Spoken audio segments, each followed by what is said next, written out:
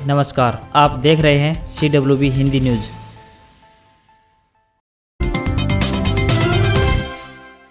HBSC 12th results 2021 updates. Haryana board ने 12वीं कक्षा का परिणाम घोषित किया, सभी विद्यार्थी पास। हरियाणा विद्यालय शिक्षा बोर्ड यानी HBSC द्वारा 12वीं कक्षा सीनियर सेकेंडरी नियमित कंपार्टमेंट व स्वयं पाठी का परीक्षा परिणाम सोमवार यानी आज घोषित कर दिया गया है। इस परीक्षा का परिणाम 100% रहा है। परीक्षा परिणाम बोर्ड की आधिकारिक वेबसाइट bses.org.in पर देखा जा सकता है। किसी भी परीक्षार्थी को अनुत्तीर्ण व कंपार्टमेंट नहीं किया गया है। हरियाणा के मुख्यमंत्री मनोहर लाल ने कारगिल विजय दिवस की 22वीं वर्षगांठ पर देश की रक्षा, शांति व स्वाभिमान के लिए अपने जीवन का सर्वोच्च बलिदान देने वाले महान कारगिल नायकों को नमन किया। आज यहां जारी एक बयान में मुख्यमंत्री ने कारगिल शहीदों को स्मरण करते हुए कहा कि इस युद्ध के दौरान भारत माता के वीर सपूतों द्वारा किया गया बलिदान हमारी युवा पीढ़ी को सदैव देशभक्ति के लिए प्रेरित करता रहेगा।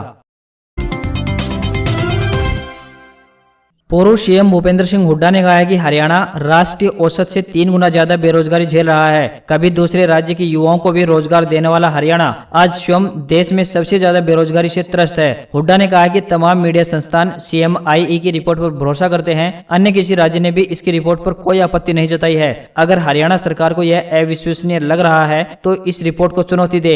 नेता प्रतिपक्ष ने कहा है कि संस्थानों पर सवाल उठाकर सरकार अपनी जिम्मेदारी से नहीं भाग सकती। प्रदेश में बेरोजगारी का आलम यह है कि इस महीने महज 5,500 कांस्टेबल पदों की भर्ती के लिए करीब 8,39,000 युवाओं ने आवेदन किया है। इस साल के आर्थिक सर्वे के अनुसार करीब 9 लाख युवाओं ने रजिस्ट्रेशन करवाया था। नौकरी मिली मात्र 2,800 युवाओं को। इससे पहले भी जब सरकार ने 18,084 पदों के लिए भर्ती निकाली गई थी तो 4th क्लास की उस भर्ती के लिए भी 18 से 20 लाख उच्च शिक्षित युवाओं ने आवेदन किया था। इतना ही नहीं, 6,000 क्लर्क पदों के लिए भी लगभग 25 लाख युवाओं ने आवेदन किया था।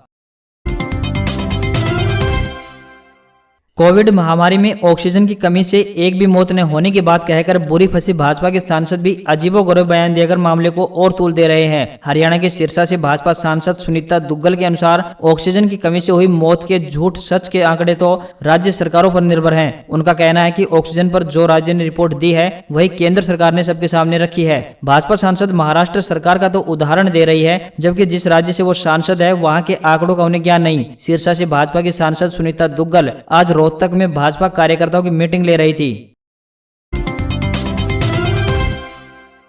प्रदेश में मानसून आ चुका है, मगर हिसार सहित कई ऐसे जिले हैं जहां अब भी बारिश सामान्य से कम हुई है। वहीं कई ऐसे जिले हैं जहां जरूरत से ज्यादा बारिश हो रही है। इसका असर सब्जियों पर पड़ने लगा है। इसका असर हिसार में भी देखने को मिला है। हिसार में टमाटर का भाव 60 रुपए किलो तक पहुंच गया है। आम लोगों को 55 से 60 रुपए प्रति किलो के हिसाब से टमाटर मिल रहे हैं। हालांकि टमाटर का थोक रेट 45 रुपए किलो है। खास बात यह है कि यही टमाटर मई में 10 रुपए किलो तक बिका, मगर अब हिमाचल का टमाटर मंडी में आने लगा है। इतना ही नहीं, प्याज के भाव में भी तेजी देखने को मिल रही है। नासिक में बारिश के कारण कम प्याज हिसार मंडी तक आ रहा है। वहीं राजस्थान के अलवर, कोटा और सीकर से प्याज आ रहा है। इसके कारण प्याज के भाव में भी तेजी देखी गई है।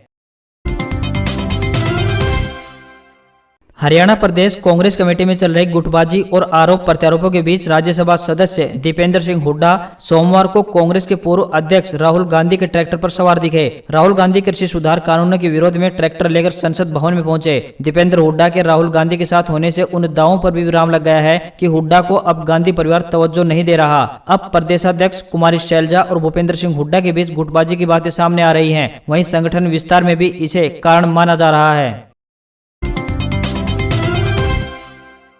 3 कृषि कानूनों के खिलाफ दिल्ली की सीमाओं पर चल रहे आंदोलन को आज सोमवार को 8 महीने पूरे हो गए हैं। नवंबर 2020 से शुरुआत के बाद पहले 2 महीने में तो आंदोलन में उबाल रहा, मगर उसके बाद से ढलान पर है। इसमें कई उतार चढ़ाव सामने आए। अब पुराने दिन लौटने का इंतजार है। अब यहाँ पर न तो पहले जैसे भीड़ बन पा रही है और न ही शासन प्रशासन पर दबाव बनाने में आंदोलनकारी कामयाब हो रहे हैं। दिल्ली में गणतंत्र दिवस पर परेड के दौरान हुई हिंसा के बाद से तो आंदोलन में वह जोश बना ही नहीं है। उसके बाद टिकरी बॉर्डर पर तो इस आंदोलन से लगातार विवाद जुड़ते चले गए। कभी हत्या, कभी दुष्कर्म, कभी चोरी, कभी नशा, कभी हुड़दंगबाजी जैसे मामले आंदोलन के बीच से ही सामने आ रहे हैं।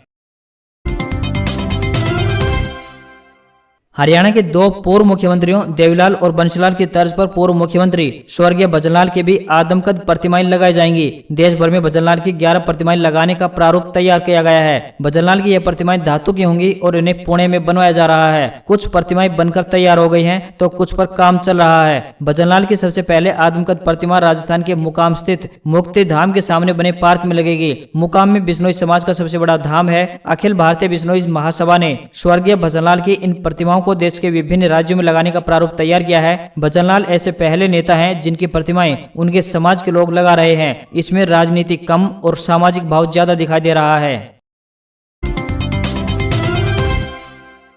हरियाणा सरकार ने राज्य का कुल वन क्षेत्र बढ़ाकर 20% तक ले जाने का लक्ष्य निर्धारित किया है। फिलहाल प्रदेश का कुल वन व वृक्ष आच्छादित क्षेत्र मात्र 7% है। इसमें अनुसूचित वन क्षेत्र 3.52% और वृक्ष आच्छादित क्षेत्र 3.62% है। प्रदेश का वन क्षेत्र बढ़ाने के लिए सरकार फिलीपींस के तर्ज पर छात्र छात्राओं को इस अभियान से जोड़ने के लिए गंभीरता से विचार कर रही है। बता दें कि फिलीपींस में हर छात्र को अपनी स्नातक की डिग्री प्राप्त करने के लिए कम से कम 10 पौधे लगाना जरूरी है। फिलीपींस की तर्ज पर हरियाणा सरकार 12वीं के छात्रों को पौधारोपण से जोड़ना चाहती है। पौधे लगाने की एवज में इन विद्यार्थियों को अंतिम मूल्यांकन में कम से कम 10 अतिरिक्त अंक देने की भी संभावनाओं पर विचार किया जा रहा है। पौधागिरी अभियान के तहत छठी से लेकर 12वीं कक्षा तक के बच्चों को हर 6 महीने में 50 रुपए प्रोत्साहन राशि देने का भी प्रावधान पहले से ही है। जो 3 वर्ष तक अपने द्वारा लगाए गए पौधों की देखभाल करते हैं उन्हें यह प्रोत्साहन मिलता है। हरियाणा सरकार की हरियाणा के मीडिया कर्मियों को बड़ी सौगात दी गई है। आज सरकार ने इसके लिए ऐलान कर दिया है। मान्यता प्राप्त पत्रकारों को सरकारी कर्मचारियों के समान स्वास्थ्य बीमा सुविधा मिलेगी। हरियाणा के मुख्यमंत्री मनोहर लाल ने इस योजना को हरी झंडी दे दी है। अब कर्मचारियों को कैशलेस सुविधा प्रदान की जाएगी। आयुष्मान भारत और कर्मचारी स्वास्थ्य बीमा योजना की समीक्षा के दौरान कई अहम निर्णय लिए गए। 1,80,000 रुपए तक की वार्षिक आय वाले नंबरदारों, चौकीदारों, आंगनबाड़ी वर्कर, आशा वर्करों के परिवारों को भी दिया जाएगा आयुष्मान भारत स्वास्थ्य बीमा योजना का लाभ।